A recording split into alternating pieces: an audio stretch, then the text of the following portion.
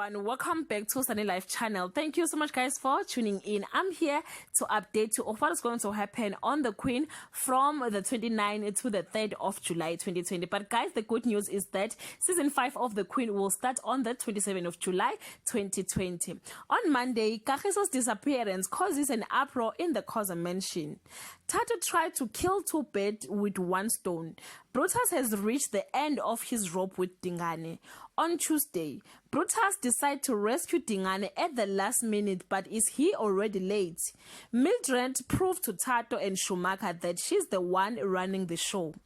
On Wednesday, Kagiso decides to fight back. Tato's Playboy ride is getting wilder and faster. On Thursday, Kagiso and Dingane turn into a sitting ducks as their enemy try to outsmart Harriet and Brutus. Tato's juggling act spiral out of control.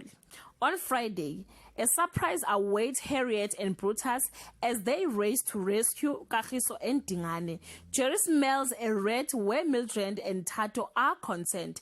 Guys, if you want the full episode, I will leave the link on the comment section. Till we meet again, I love you so much guys. Bye.